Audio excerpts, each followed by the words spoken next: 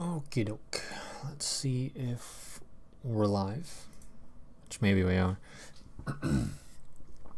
We'll just have to see. It says I'm live, but I don't know. Is that? No, okay, very good. We are, in fact. 白岩学園3年 B 組の皆さん、こんにちは。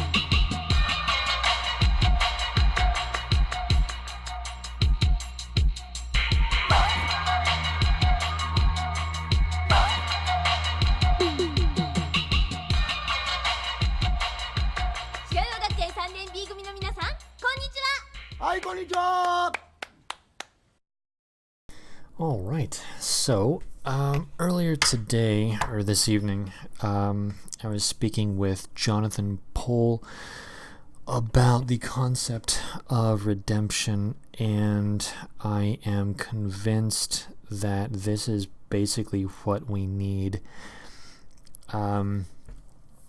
Just stop and think about all the people that go on about, oh my gosh, we are... Actually, you know what? Before I go into anything, let me go through some qualifiers and disclaimers. I'm starting to think that these are going to be important things coming into the future. So, yeah, this is a stream of peace. We here at Equilux live streams do not advocate that anyone do anything. We do not endorse actions or activities other than giving flowers to women, helping old women across the street, saying hello to your neighbors, and possibly teaching people to, I don't know, play chess, things of this nature. We're okay with advocating those kinds of actions. We do not exhort anyone to commit or do anything that would be unpleasant at all. And let's see here, diversity macht frei. Israel is our greatest ally. I'm pretty sure that's about it. Okay, anyhow. Yeah, and I think that people, they talk about, oh my gosh, there are all these terrible things going on in Western civilization. Which is true. It's completely true. But a lot of people, they have this idea that, oh, we're going to create this political solution. We're going to band together and vote, or maybe create a community or something, who knows. And every time I hear about that, even me, and I'm into this, like I think it's a good idea, but even I find myself saying, oh, okay, but that's not enough. There needs to be purpose to all of this, like real purpose. People need to have something to do. It's all fine and well to say, well, yeah, but we're just gonna make our community, and we're gonna grow fruits and vegetables and be good to each other. Fantastic, and I hope that such people have a crapload of luck doing that. And I really don't think that that's enough at all. I genuinely think that is just not enough. I think that there needs to be basically a story that mythology, essentially. I'm talking about a mythology. There needs to be a story that we can tell ourselves about what we're doing and why we're doing it, and how we orient ourselves to the world, how we interact, the mode of interaction with the world, not only with relation to people, but also reality itself. This requires a narrative, a real narrative, and unfortunately, the narrative that Western civilization, as we had experienced it up until very recently, that narrative was founded primarily on Christianity, which has been undermined and vilified and generally stomped on. So that narrative, I think that there are many elements of it that are amazing, just wonderful, and we should be very much thinking about some of those elements, especially the concept of salvation. We need that a lot. But I think that there needs to be some, perhaps, modification, alteration. I'm not sure what. I really don't. It's just that it's a narrative that has been maligned to the point that I am not convinced that the present interpretation of popular Christianity is enough to save us.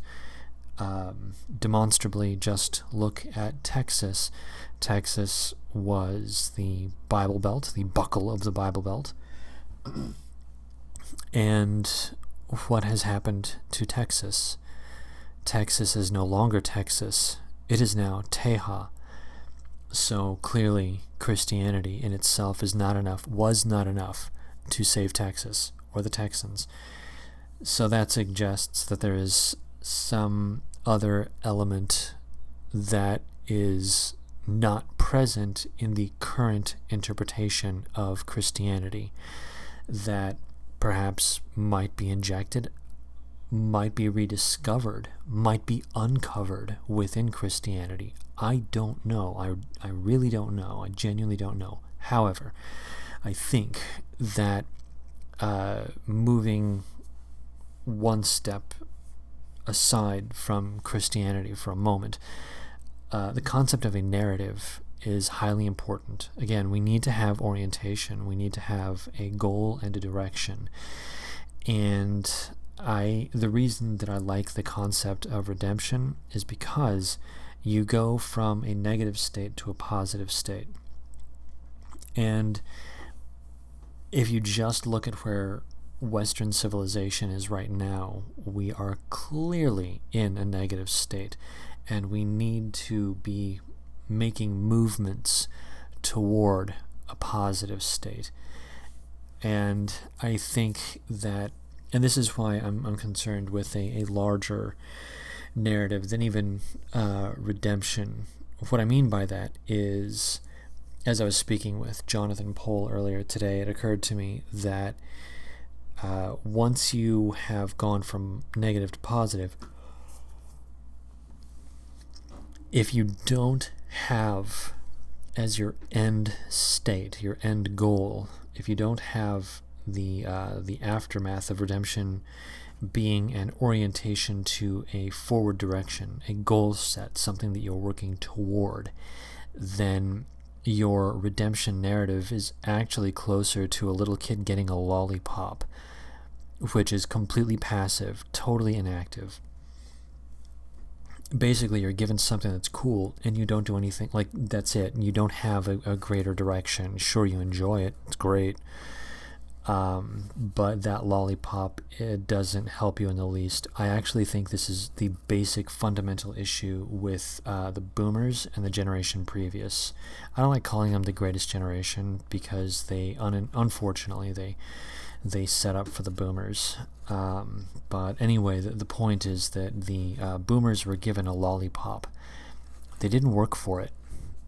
And as such, they never appreciated what they got. And instead, they allowed each other to collectively flush down the toilet everything that had been sacrificed to create the virtual paradise that was given to them. They were gifted, post-World War II, they were gifted one of the greatest civilizations this planet has ever seen. And over the course of a single generation, we now have, my God, sanctuary cities, no-go zones, rampant crime, needles on the ground, human shit on the ground. We have gangs within the police department. Police officers themselves now form gangs and get tattoos and brandings on themselves. We're in some real shit. And that whole thing about going from a negative state to a positive state and not having forward orientation, the boomers, their generation, their parents' generation, quote, the greatest generation, they went through World War II. They went from an incredibly negative state into a positive state, but without forward orientation. Their narrative, their story, their tale, their mythology was fundamentally nihilistic. It was void of any greater goal other than hedonism. And this is how we ended up, in my opinion, with the flower children. I really think that since we were not, and I'm the tail end of Gen X, immediately before the millennials. I speak for myself when I say I was basically given the standard boomer motif of, go out and be yourself and just express yourself, and don't worry about being tied down to a 9-to-5, or go out and explore, just normal hippie stuff. And my family meant well. I don't harbor any ill will to them. Do I think they were silly? Yeah, I think they were silly. Absolutely, I think they were silly. But I don't want to go too far into judgment here. I'm trying to think on net levels. Anyway, the point is that the boomers, they were not given any forward direction. They flushed everything down. My generation, we were given just as little forward direction, and look at us. Look at where we are now. I mean, my God. Cuckoldry, literal cuckoldry, is now like one of the top searches for porn in California. Like, holy crap, we're in trouble. We're in real trouble here. Anyway, the thing is that with the boomers and their lack of forward direction, their narrative lacking any kind of greater goal set other than hedonism, the best that they could impart to us was hedonism as well. Now, I think that the reason that social justice has taken off so much, especially within the left-wing circles that reject God, is that the only narrative that they have is, well, if there is no God, if there is no greater meaning to anything, then life basically is a combination of suffering and joy in alternating succession. So the best that we can do, and I think Jordan Peterson is right about this one thing, the best we can do is mitigate suffering. And so with the social justice warriors, their entire narrative hinging fundamentally on mitigating suffering, due to things like inequality and oppression and all this good stuff. I actually do agree that oppression is a bad thing. I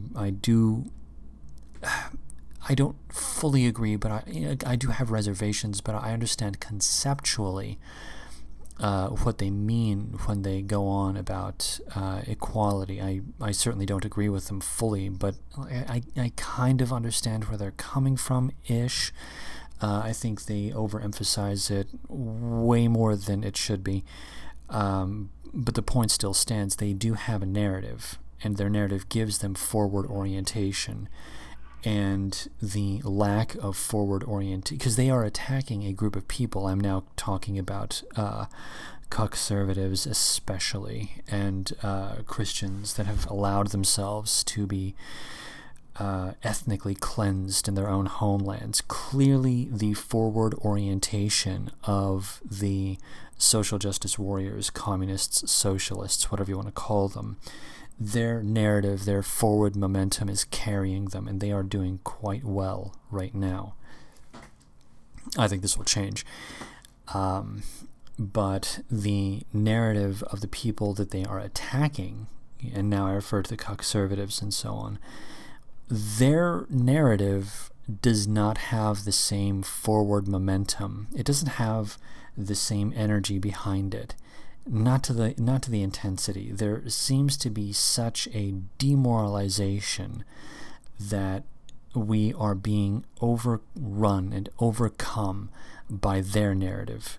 What we need is our own narrative. And this is why when I talk about having a redemption narrative, it's just not enough. It's still not enough to merely have the movement from going from bondage and slavery into freedom, which is, I think, my overall conception of redemption. Rather, I'm cribbing that from Jonathan Pohl, and I'm pretty much in agreement with him without having thought about it too much. I'm more or less on page with where he is. Anyway, again, I say we still need to have something after that redemption. We still need to have a forward direction. Unlike the boomers post-World War II, who were given nihilism, we need to have something that we can say, this is our mission. This is what we are doing. Spreading democracy is a shit narrative. It's a stupid narrative.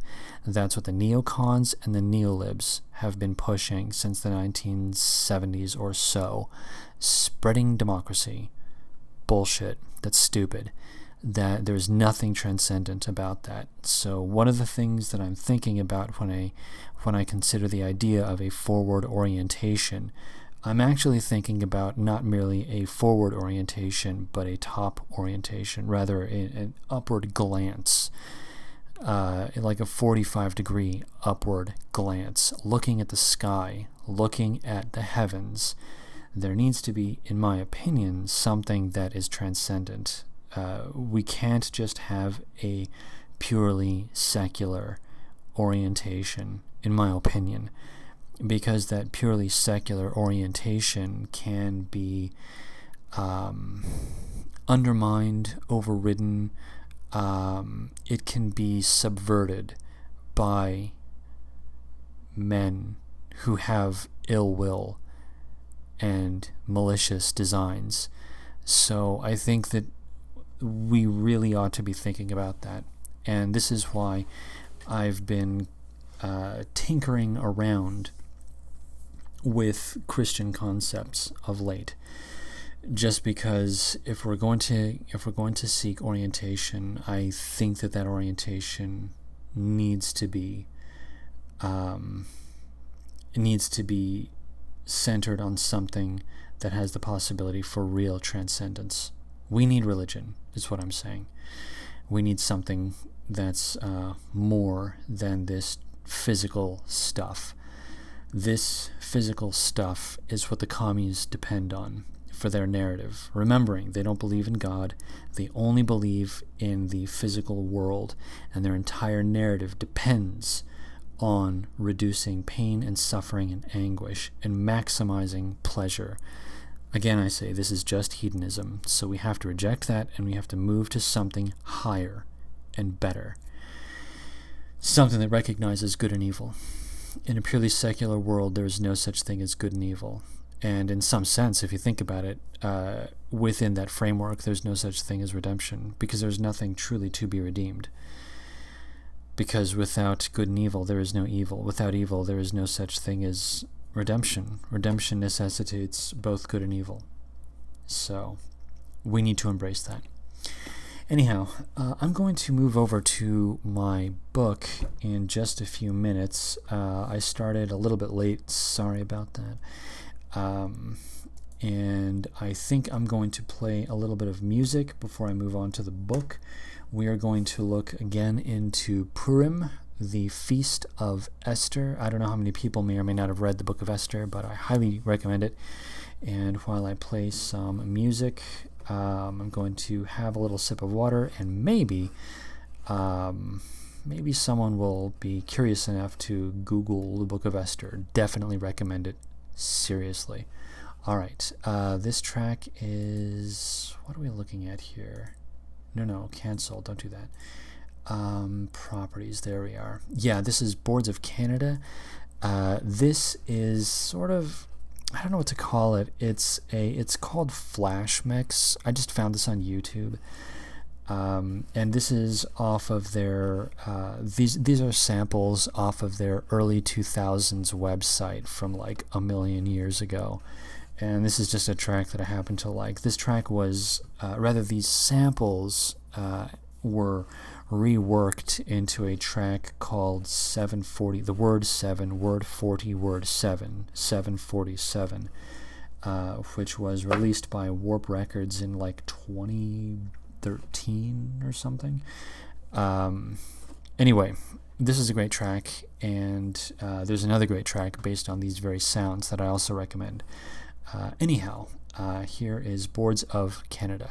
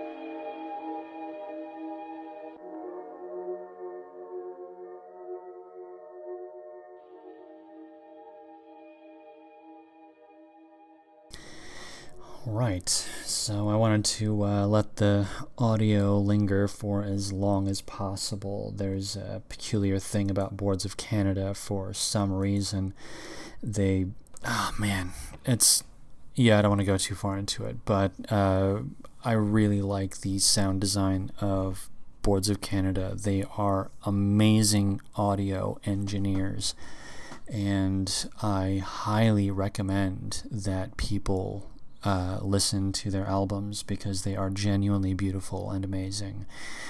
Let's see here. I think, was it Silver Screen? Someone was asking to what should we orient, what is forward, something to that effect. Let's see here. Yeah, which way is forward? Silver Screen asks. And I think that a good way of examining that situation is, what kinds of goals should we be thinking about? What kinds of things should we be focused on? And my thought pattern with that was, when I was speaking with Jonathan Pohl, my thought pattern was, okay, let's look at our liabilities. Let's look at the things that are harming us or things that are being used, natural predilections within ourselves that are being turned against us, especially, infamously the phrase pathological altruism. That's one. Interestingly, trust, gullibility. That's another one that's been turned against us quite a lot. I have noticed that I am a naturally trusting person. I have a tendency to assume the best.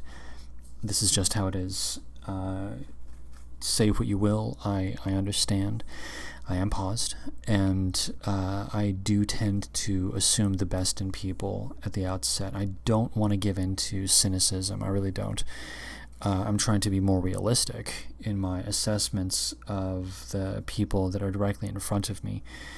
And even still, I try to treat everyone with, at the very least, the modicum of dignity that any human being, I think, deserves. Anyhow, the thing is that even that is still the kind of mindset that can easily be exploited. How do I know that? Because I spent the majority of my formative years essentially being a tool for Globo Homo, which sucks. I don't like having to admit that, but that really is the case. So if we're going to assume that we have certain liabilities, how can we turn the liability into a strength? How can we turn our shortcomings into something powerful? I think, and this is, I'm kind of spitballing, but that's fine. It's not a big deal. If anyone disagrees, that's completely fine. If someone finds a giant hole in this, pokes that hole, and rips everything asunder, that's fine too. But I would rather everything be examined as thoroughly as possible relative to what we're capable of, if only so that we can really understand what we're talking about. Anyway, the way that I've been thinking for the past maybe hour or so is perhaps not really this is an idea that I got weirdly from, I was watering a lawn, of all things. The idea sprang to me while I was watering a lawn, and it's not even my idea, it's somebody else's idea. Anyhow, the concept is stewardship.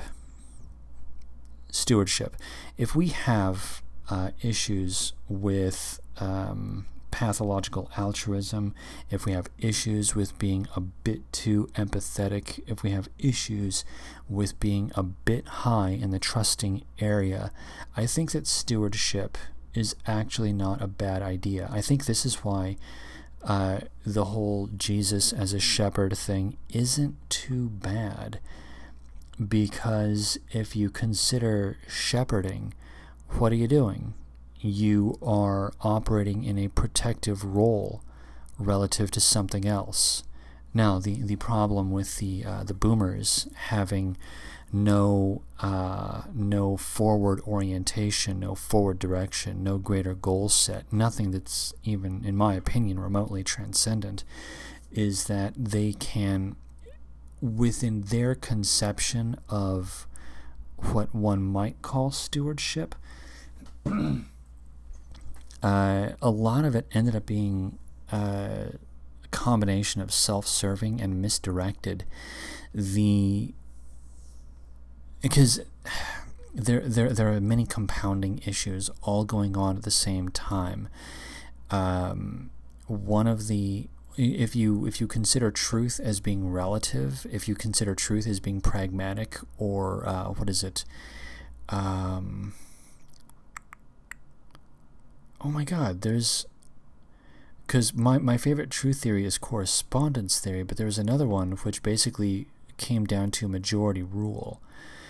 So the idea was that whoever believes, whichever group is largest that believes in a particular thing, that group is the group that what their version of truth or worldview is the one that should be regarded as being true or real, which I think is stupid. That's dumb. And this is where, for example, the whole concept of global warming and, the science is settled and we're going to do this, we're going to perform X task or program or implement, whatever policy. It's fundamentally founded, the foundation of it is all based on we declare ourselves as being true with or without factual basis, and we are now going to implement these policies because we assume that this is all really real. So there is, interestingly, an element of the stewardship that I'm talking about. However, because it lacks a factual basis, it's been misdirected. You have an altruistic drive, motivation, that does seem to have a kind of positive forward direction, but because you have a lack of factual basis, the orientation is in a completely different direction, and it doesn't hit the intended target. And that's a major, major problem. Let me actually, I need to look up I need to look up truth theory because I need to know what I'm thinking about. This is on Wikipedia somewhere, I think. Truth theory. I'll find it somewhere. Where are we?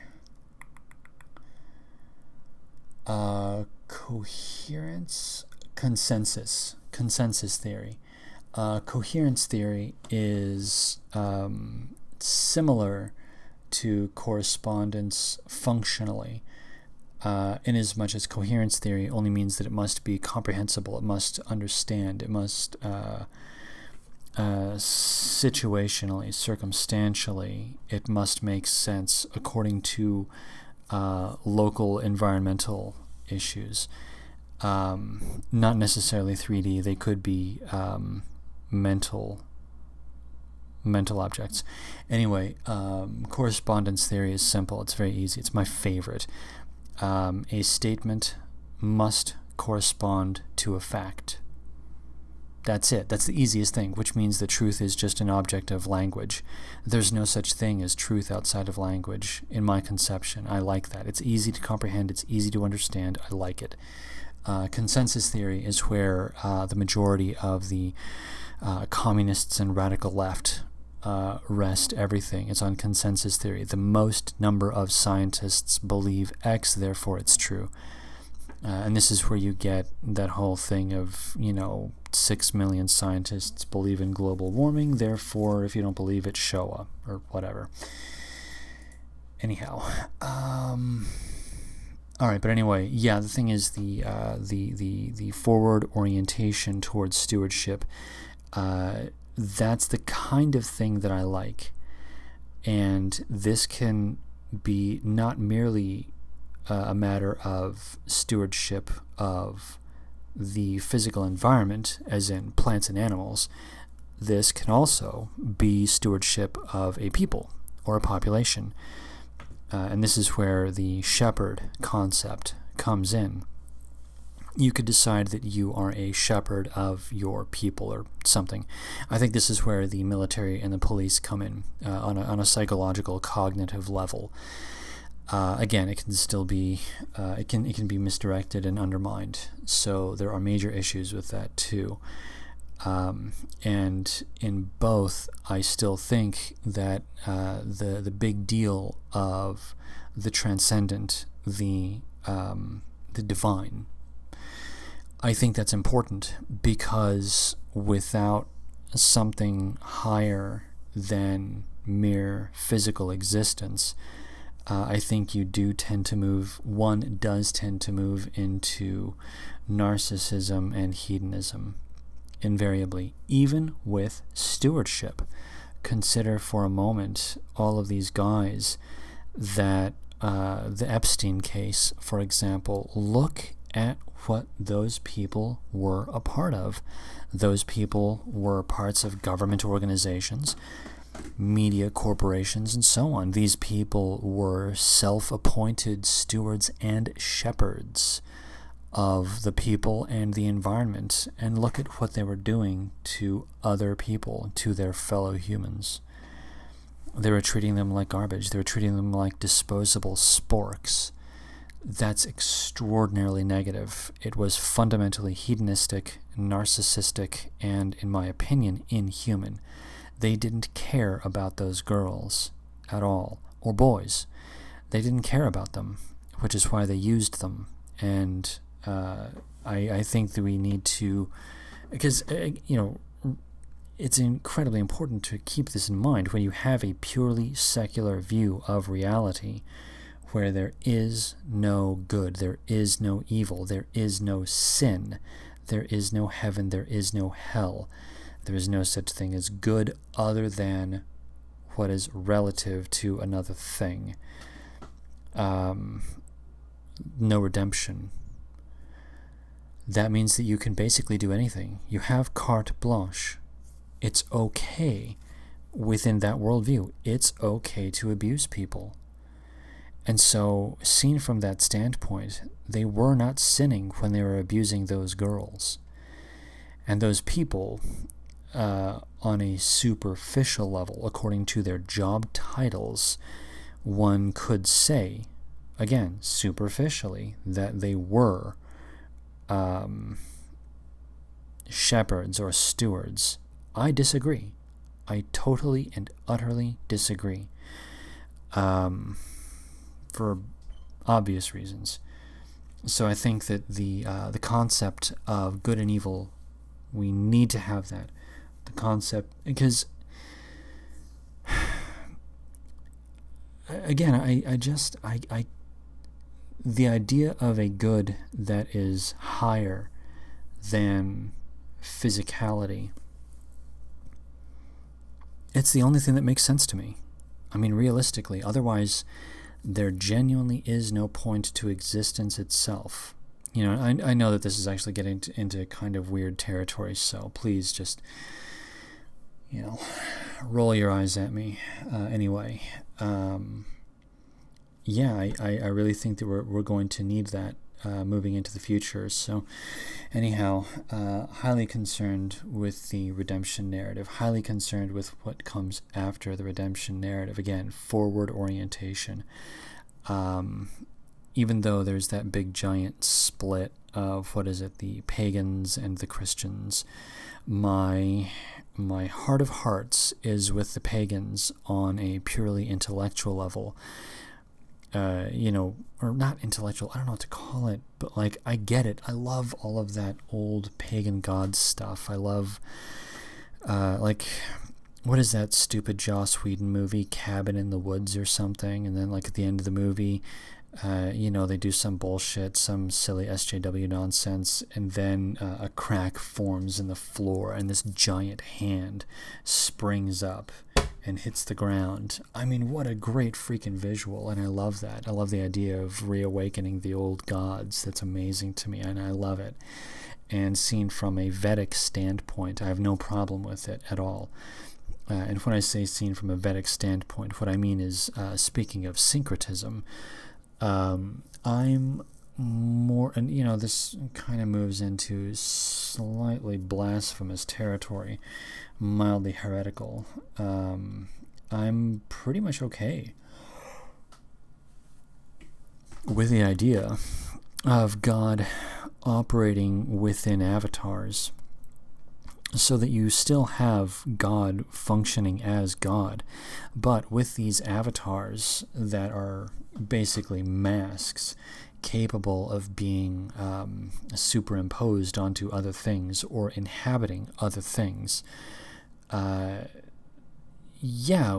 do get to experience the divine personally within ourselves. Enthusiasm, theosmos, enthusiasm. That's the God spirit within. Spiritus, breath. You draw in the breath of God, enthusiasm. So this is more or less where I'm coming from when I think of avatars and whatnot. I'm not thinking of individual gods doing their own thing. I'm more thinking of God, big G God, inhabiting a person, and one could say the Holy Spirit. That might be one way of thinking about it. That's probably what Holy Spirit was originally intended to mean, something akin to enthusiasm, or the avatars of the Vedic religions. So anyway, but coming all the way back to the pagan Christianity split, like I get it, I actually do get it. And at the same time, because there's basically nothing behind paganism, not really, not for the majority of people. In esoteric circles there is, but now we're moving into Kabbalistic stuff. I think that our narrative needs to be antithetical to theirs. Not to say that I want to be, because when I say antithetical, I don't like that too much, because that means that, because if you are anti a particular thing, that means that other thing is actually more important than your being anti. This is why I don't like being anti-SJW, and this is why I don't like being anti-communist. I would much rather be pro-something, because on a basic level, communists are anti-God. On a basic level, communists are anti-beauty and anti-good. So, or whatever, anyway. To be anti-them would be less than being anti. It would be anti-anti, which is retarded. That's stupid. So we need to be pro-something, and this is why I'm such a big proponent of something like religion. Even with all of its flaws and blemishes, even with all of the issues, we still need something. Let's see here. Goose Bear says, so weird, Ekelux. I've been thinking similar things, wishing I could reconcile paganism with Christianity, like if Wotan was like a sanctioned ethnic guardian spirit or angel or something. Yeah, I'm actually cool with that too. Yeah, we can't do anything good from where we're standing right now. Broken clock is right twice a day. Yeah, exactly. So, and this is one of the reasons why I think the Catholic religion was so popular for so long, because you would have patron saints that would function like what you're talking about. So Michael would be one of my personal favorites. Michael was the slayer of the dragon. You see those paintings of Michael with a passive face, spear pointed downward, the devil under his feet, and that is a great image. One of the reasons I like that image, side note, is because his face is passive. There is no anger in his face, which means that it's not, and this is one of the reasons why I like the concept of the constant gardener, the shepherd, the steward, or whatever. He is not emotionally responding. It's not that, and this is the problem with the SJWs, the communists, the socialists, and so on. The thing that is driving them, the reason they harp on emotions so much is because without God, the only thing that they have as a motivator is pain and pleasure. Emotions, that's it. And if Saint Michael were to have the visage of wrath on his face, then that might suggest that he was motivated by mere emotions and not by a duty to God and a duty to do the right thing. And so the passive, emotionless face of Saint Michael as he is slaying the dragon is the appropriate and perfect face. That is the visage. Anyhow, the thing is that, yeah, that's a great patron saint. I like it a lot, and I can completely understand what you're talking about, Goose Bear. And this is why pre-Vatican II Catholicism, I don't have any problems with. Not really. Yeah, sure, I understand there's some issues with theology. I understand that there's some minor problems here and there. I get it. In a way, you can almost look at it like, the pre-fuel injected engines of the 1980s, back when there were carburetors. Engines had carburetors, and carburetors were basically a controlled gas leak. And that's kind of what I think about when I think about the problems within the theological systems of Christianity. Yeah, there's some gaps, there's some seams, there's some areas where it doesn't line up perfectly, and one wishes that it did. But I think of it as a controlled gas leak. No, there's no such thing as a perfect system at all. It just doesn't exist. Unfortunately, reality has built into it, well, both fortunately and unfortunately. Yeah, Alan was posting, that's funny. It's both good and bad that reality has these flaws built into it, and one of the biggest ones is indeterminacy, not only of the physical world but also of mind. I do believe in free will, even if it's only limited. I do believe in free will. Without free will, there's no such thing as good, there's no such thing as evil, there's no such thing as morality, and punishment becomes retarded and meaningless. So there has to be some level of free will. Anyway, that's where we find things like, in all systems, in every system, that's where we find things like gaps, is within indeterminacy, both physical and mental.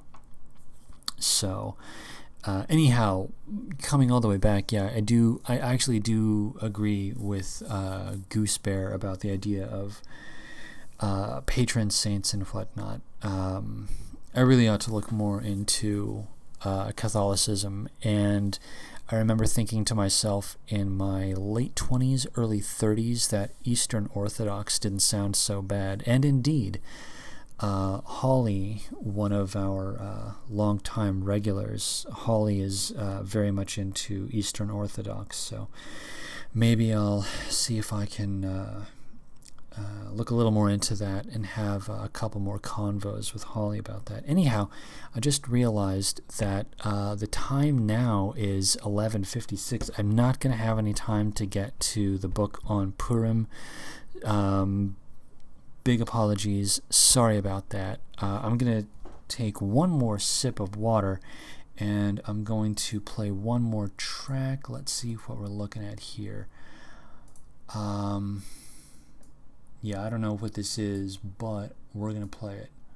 We're just going to play it. So here we go. Actually, let's look into it. Let's see what it is. What are we looking at? This is Borderline. Yeah, this is a more pleasant, or what do you call, a more sprightly track than the Boards of Canada. Boards of Canada was a lot more brooding. This one is a little more polished and thin sounding, but I still like it anyway. So anyhow, here we are. This is Borderline by Duet.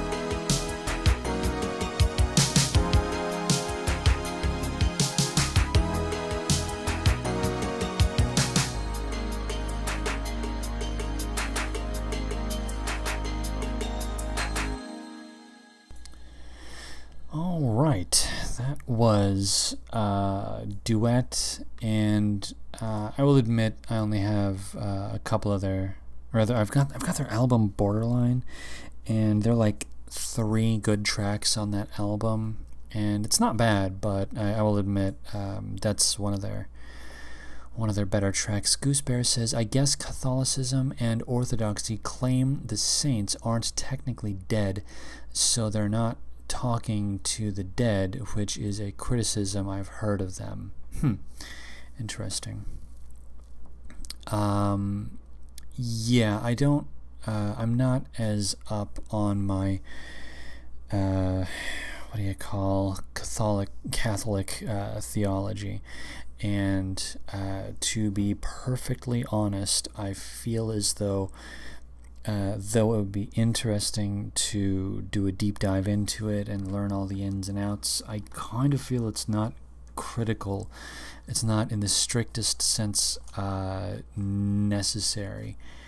So long as we get the basic moves down, we're pretty much doing okay.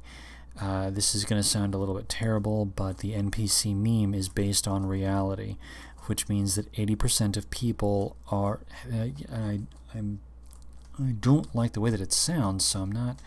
There's no judgment on my part. I still like NPCs, and on a basic level, we need them. Without them, we don't have a civilization. Without NPCs, we don't get to have player characters. Player characters rely on a bedrock of NPCs, so I don't want to malign them at all. I do not. Anyhow, the thing is that the religion, whatever it may be, needs to be comprehensible to NPCs. It has to be something that anyone, even a person with no inner monologue, can understand. So this is why, even though I am very interested in a theological system that has full comprehensibility through all examinations, it's not strictly speaking necessary from a civilizational standpoint. If we're just going to imagine a complete civilization with a religion, you don't need everyone to be Aquinas. You don't need everyone to be St. Augustine. It's great to have them, but it's not necessary that everyone be so well versed in the more esoteric thought patterns. So anyhow, let's see here. Oxstone says, whoa, hold on. You're acting like people who are awake don't work or something. Yeah, that's another issue, is that I'm interpreting what you're saying. Another issue is that way back when I was just a strict blue-pilled normie, I had a job that required the majority of my time, and I found myself so exhausted by the end of the day that I did not have the mental capacity to read or process much of anything, and it was awful. It was a genuinely unpleasant experience. Anyway, I would have been totally incapable of any of the thought patterns that I'm going through right now, without a lot of laboring and whatnot. Hey, Jonathan Paul, how's it going, buddy? So there's actually an interesting element as well with regards to, people who are relatively woke. They're not going to have the bandwidth to process some of this information.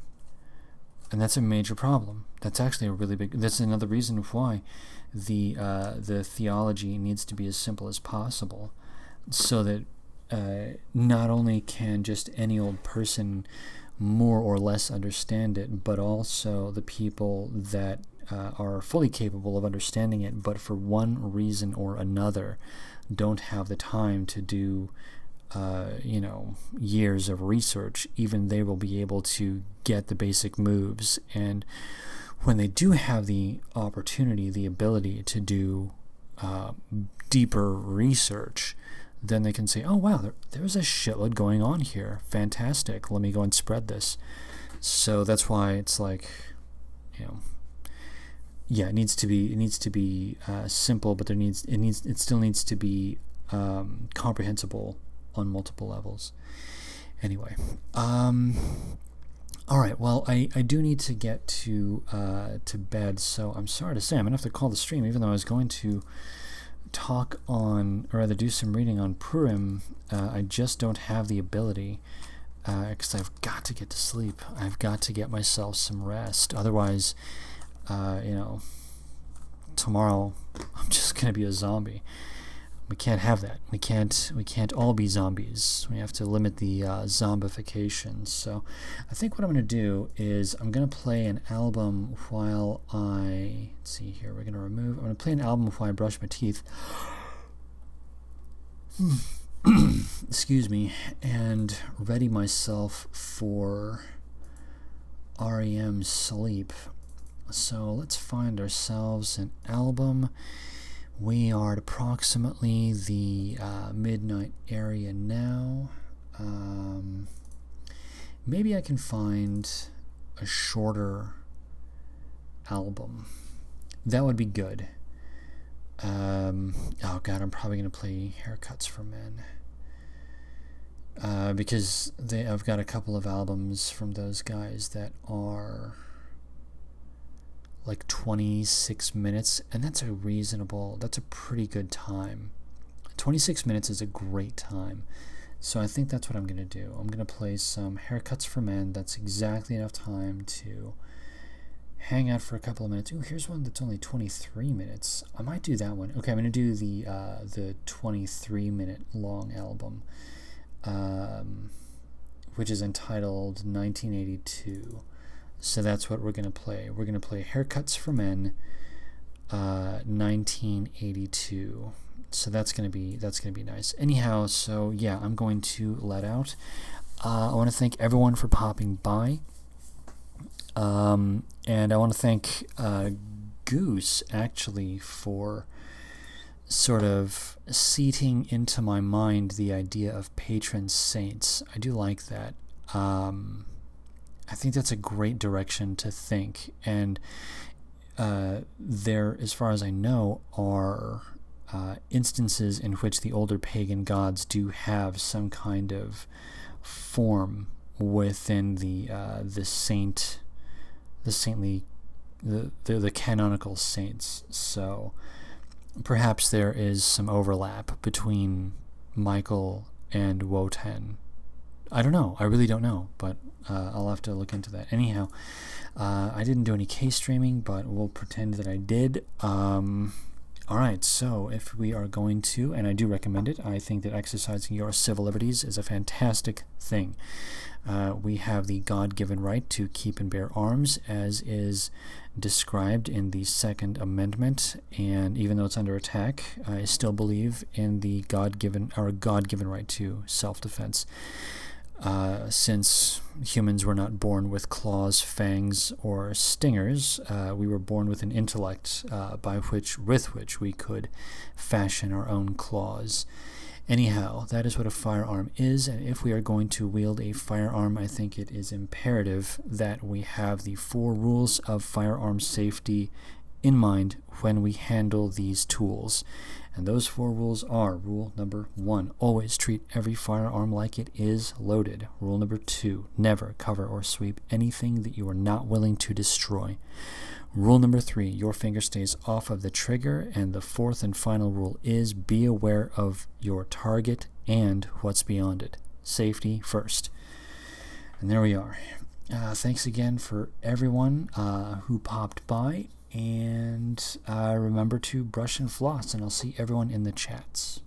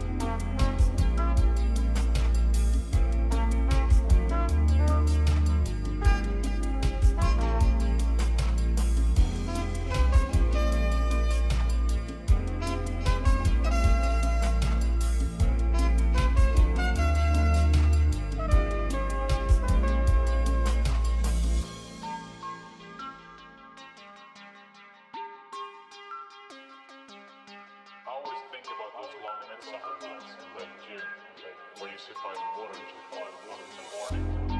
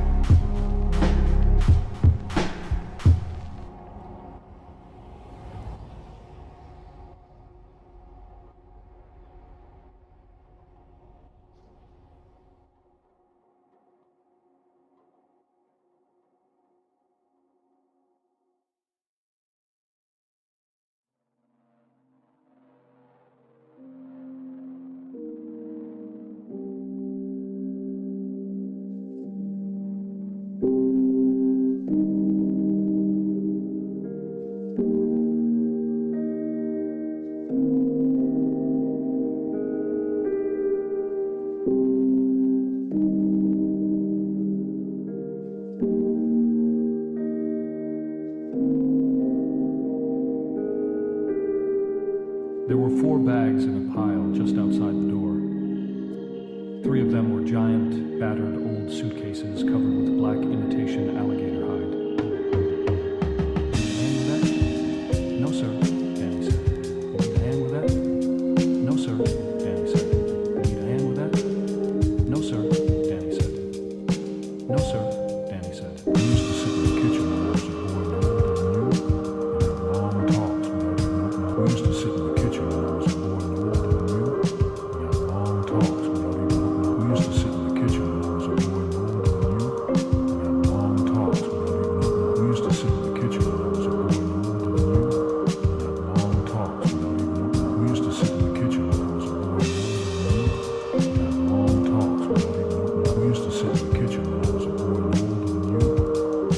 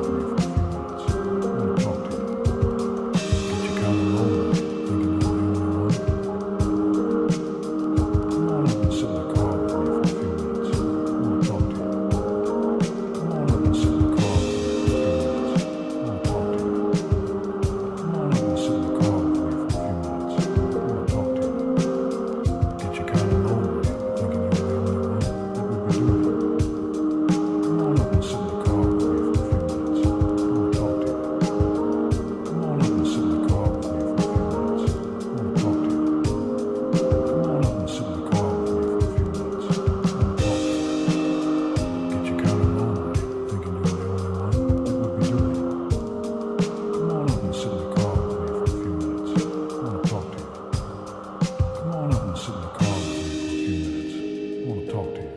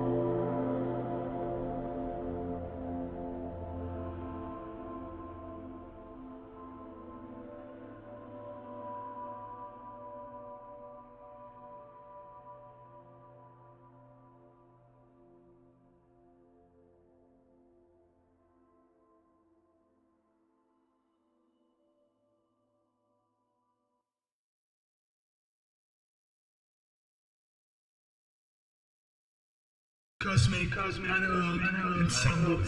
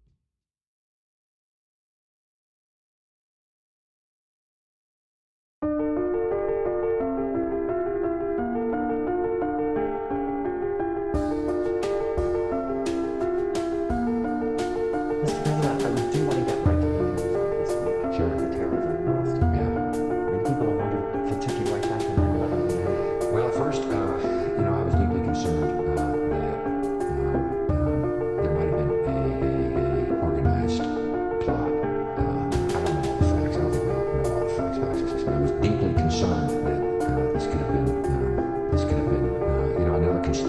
another organized, highly organized attack on the country. And it still may be, again, I don't know the facts, but I do know that it's really hard to protect the homeland.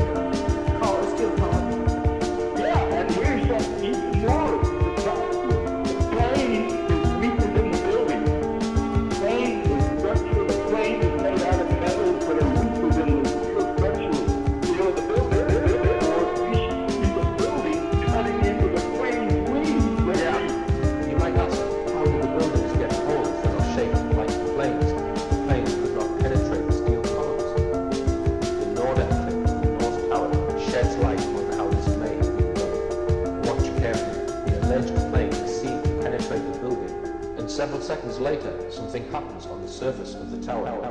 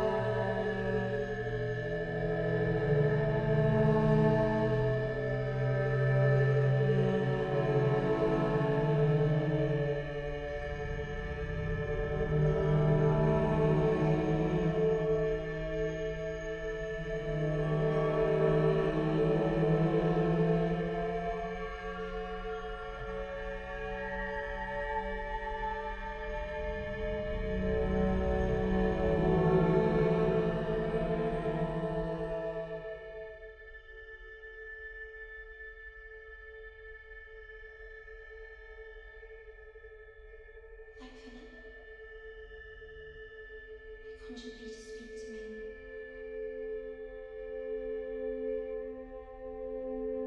Speak as thou dost speak to Jonas and Bessie.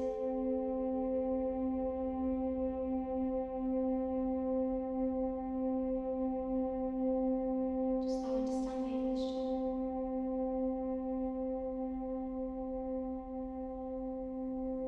Like Philip.